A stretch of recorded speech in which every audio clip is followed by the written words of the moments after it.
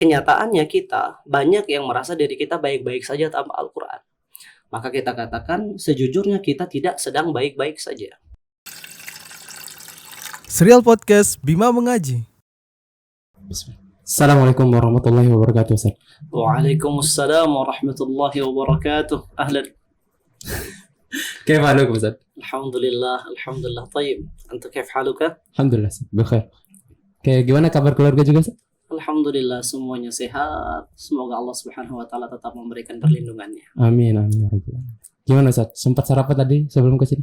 Alhamdulillah teman-teman sudah menyiapkan sarapan dan alhamdulillah tadi juga sudah sarapan langsung di tepi pantai dekat Masjid Tarapung ya. Masya Allah. Itu taman apa namanya? Taman Amahami kayaknya. Amahami.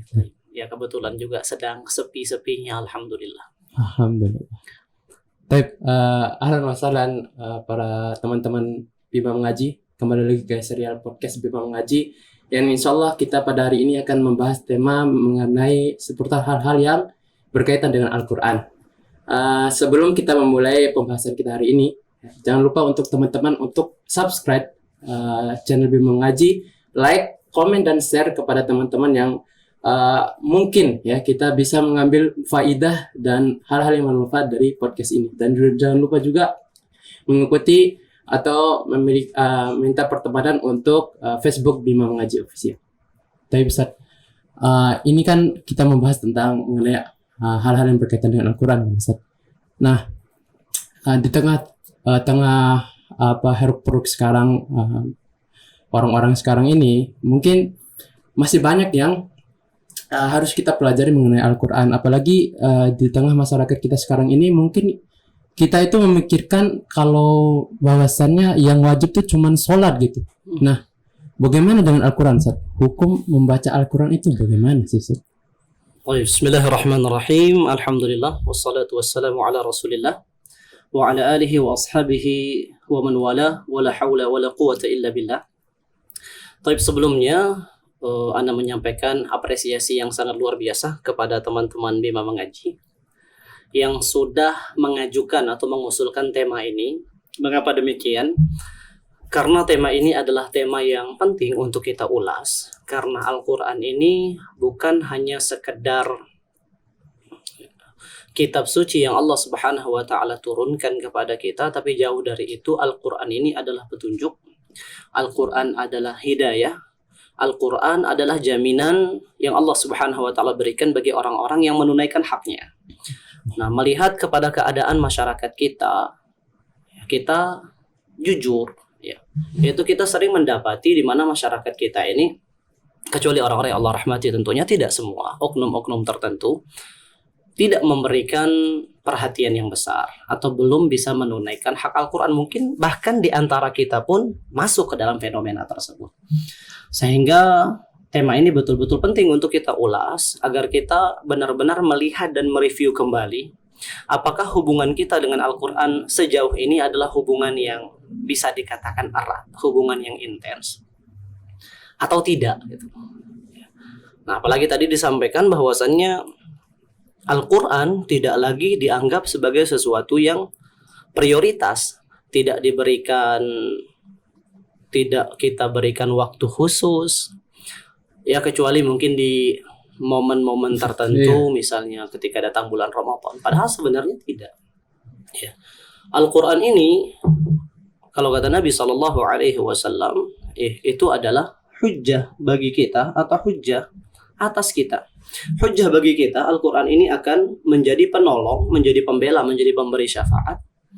Dan hujjah atas kita akan menuntut kita atas kelalaian kita di dalam menunaikan hak Al-Quran. Nah, dan hak Al-Quran ini beragam untuk kita perhatikan.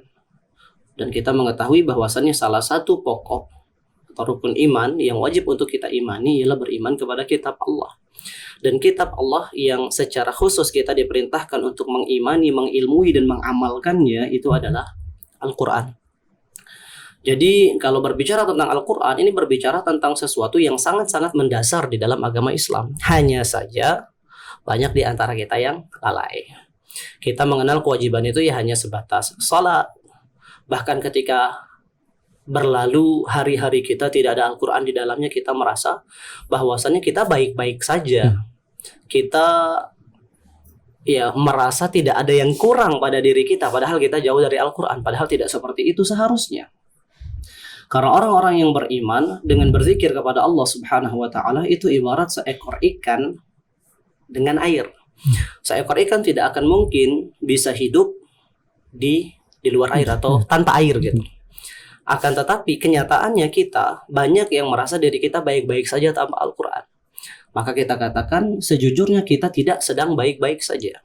Ada sebuah problematika, ada sebuah permasalahan yang mungkin kita tidak menyadarinya, namun itu merupakan sebuah penyakit yang harus kita benahi, yang harus kita berusaha untuk mencari obat dan kesembuhannya. Maka berinteraksi dengan Al-Quran itu hukumnya merupakan salah satu kewajiban, tentunya dengan batasan-batasan yang berbeda antara personal ke personal yang lain. Membaca Al-Quran, menghafal Al-Quran, ya untuk bisa menjalankan sholat misalnya.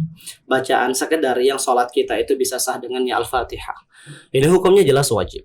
Ada yang hukumnya fardu kifayah. Apalagi untuk penuntut ilmu, ya dianjurkan untuk memulai menghafal Al-Quran, mempelajari Al-Quran, itu merupakan sesuatu yang sangat-sangat ditekankan. Tidak wajib, namun barang siapa yang ingin menjadi seorang ulama, seorang alim, seorang da'i, maka ini harus menjadi prioritas. Ya. Jadi kita tidak memulai melainkan dengan Al-Quran. Namun sangat disayangkan sekali lagi kita termasuk orang-orang yang lalai. Semoga Allah Subhanahu wa Ta'ala memberikan kepada kita maaf dan ampunannya. Baik. Amin amin ya rabbal alamin. Oh jadi begitu pentingnya ya Al-Quran itu dalam kehidupan kita. Jadi jangan sampai kita itu lalai ya. Tapi Ustaz, nah setelah kita membahas betapa pentingnya Al-Quran untuk kita baca setiap harinya, nah kadang tuh rasa malas datang kepada kita Ustaz.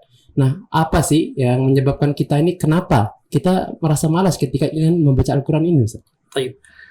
Terkadang rasa malas itu datang karena kita tidak mengetahui keutamaan amalan yang hendak kita lakukan. Oleh karenanya Allah Subhanahu wa Ta'ala berfirman, "Qul hal yastawil ladzina ya'lamuna wal ladzina la ya'lamun." Apakah sama keadaan ibadahnya orang-orang yang berilmu dengan orang-orang yang tidak berilmu? Jelas tidak sama. Nah, kebanyakan kita malas karena kita tidak mengetahui keutamaannya.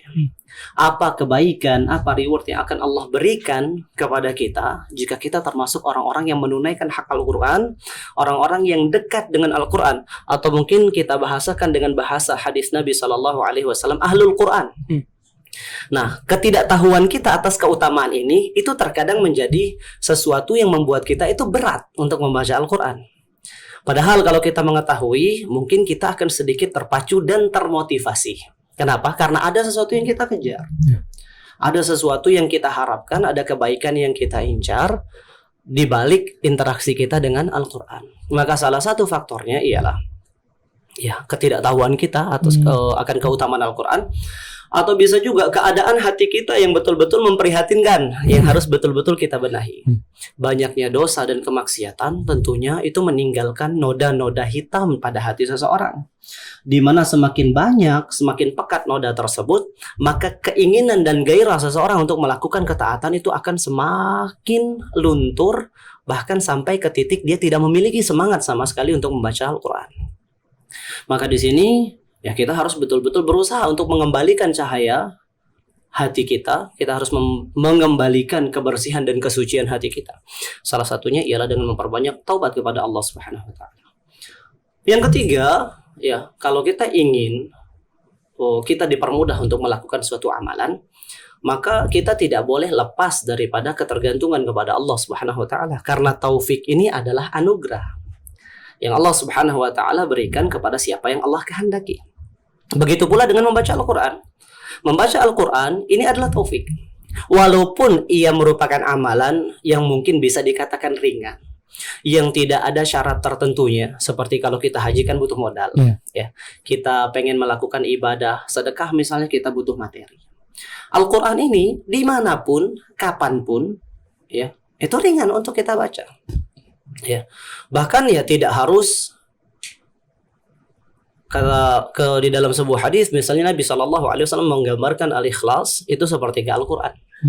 Mengkhatamkan, membaca Al-Quran membaca Al-Ikhlas 3 kali itu sama dengan mengkhatamkan Al-Quran. Saking ringannya. Dan siapa sih di zaman kita ini yang tidak menghafal surat Al-Ikhlas begitu kan?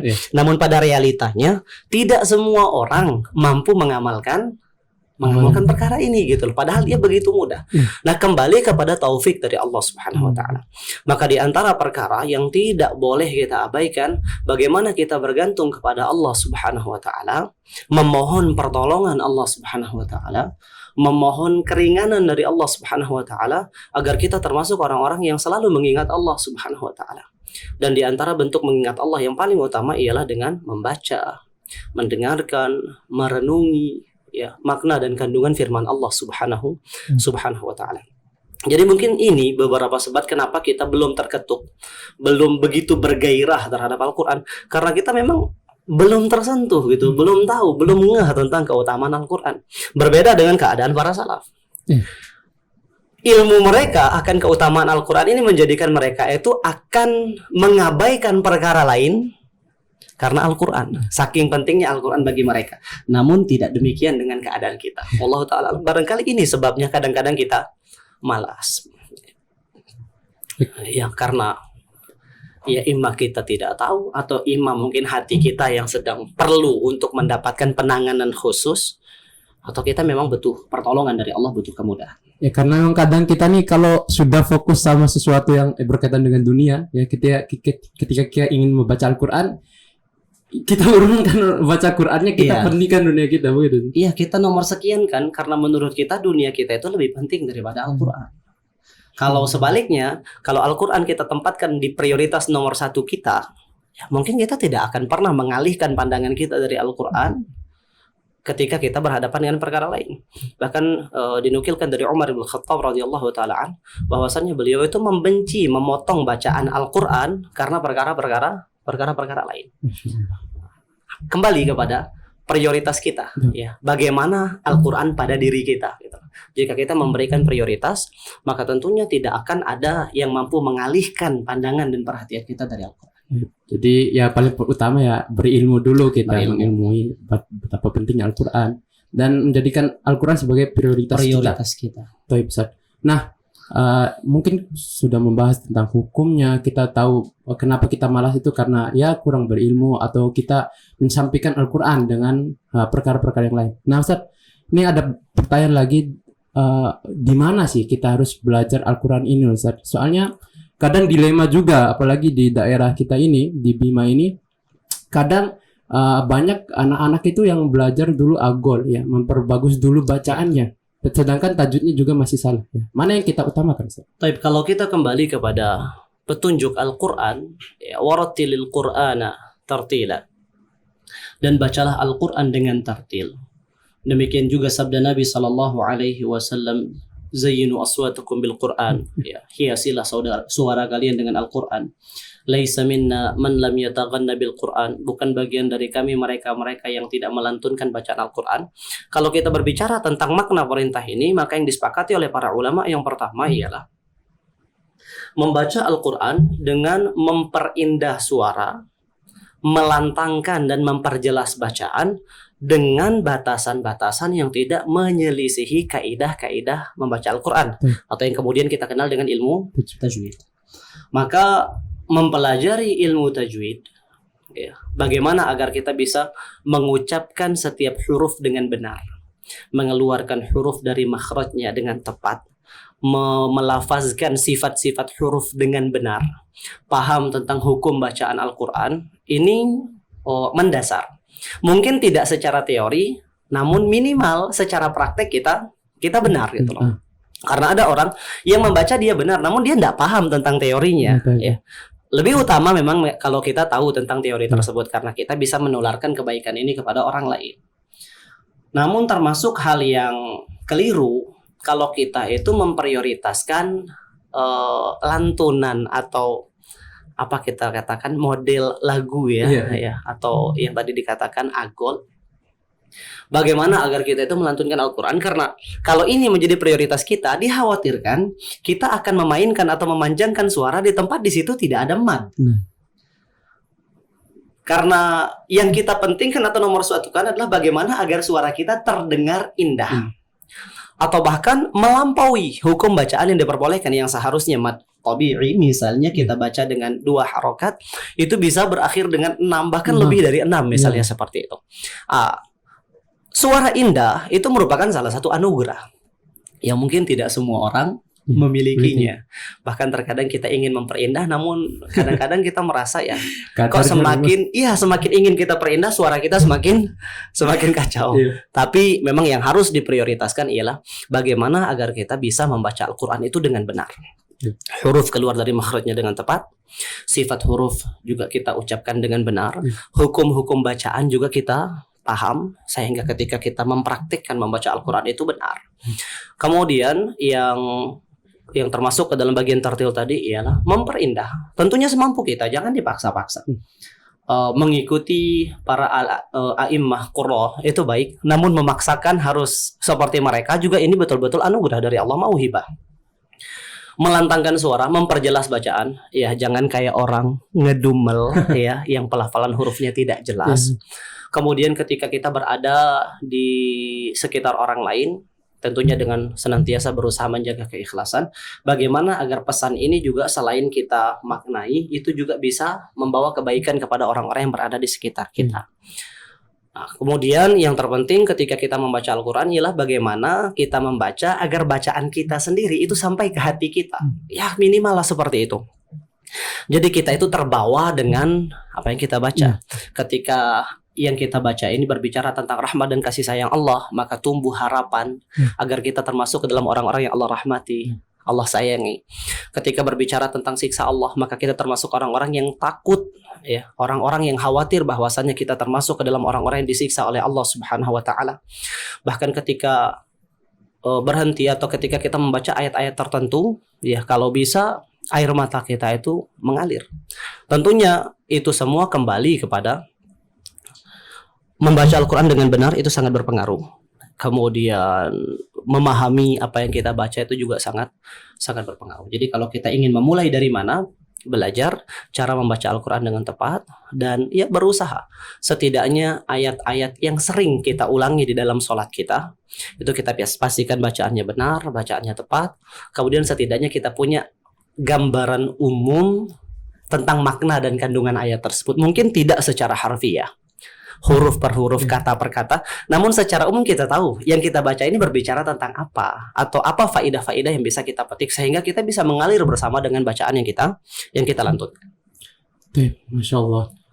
Berkaitan dengan yang menyentuh ke dalam hati, Ustaz. Kita nih begitu sering kita membaca Al-Quran, begitu sering kita mendengarkan Al-Quran, tapi kadang bacaan ataupun orang yang membaca yang ketika kita mendengarkan itu Al-Quran hanya lewat dalam hati kita, tidak tertancap di hati kita, Ustaz. Kayak hanya seperti ya udah begitu aja, Ustaz. Kayak kita baca Al-Quran kayak baca buku gitu. Setelahnya ya udah begitu, Ustaz.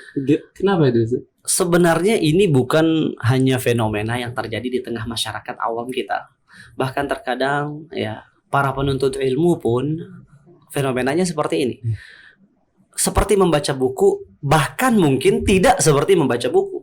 Karena ada bacaan-bacaan tertentu, misalnya sekarang ya anak muda banyak membaca novel-novel inspiratif, kata mereka ya. Ya mungkin mereka itu lebih mudah tersentuh. Yang tidak sadar pada bagian tertentu dari novel tadi, mereka itu bisa menangis. Kemudian mereka bisa senyum-senyum sendiri, ya, bisa terbawa. Dan itu tidak bisa ketika kita membaca Al-Quran. Ya kembali kita katakan, ya, kita tidak sepenuhnya ada bersama dengan apa yang kita baca. Padahal Al-Quran ini diturunkan tidak hanya sekedar untuk dibaca. Ini agar tidak terjadi kesalahpahaman, membaca Al-Quran itu merupakan kebaikan yang besar. Nabi SAW bersabda, "Man qara'a harfan min kitabillahi falahu bihi hasanah wal hasanatu bi asyri amsalihha." Barang siapa yang membaca satu huruf dari Al-Quran, maka Allah menuliskan baginya sebuah kebaikan, dan setiap kebaikan Allah lipat gandakan menjadi 10 kebaikan. Aku tidak berkata alif lam mim satu huruf, alif satu huruf, lam satu huruf, mim satu huruf. Membaca keutamaannya besar. Keutamaannya begitu luar biasa. Namun apakah itu cukup? Nah, ini pembahasannya. Ya, jawabannya tidak cukup. Karena hikmah utama diturunkannya Al-Qur'an, Allah Subhanahu wa taala sebutkan kitabun anzalnahu ilaika mubarak liyadabbaru ayatih wa liyatadzakkara ulul albab. Kitab yang kami turunkan kepadamu wahai Muhammad dengan penuh keberkahan. Di dalam Al-Qur'an terdapat kebaikan yang banyak sekali untuk ditadabburi ayat-ayatnya, dan agar orang-orang yang Allah anugerahkan mereka dengan akal mampu mengambil pelajaran daripada Al-Quran tersebut gitu.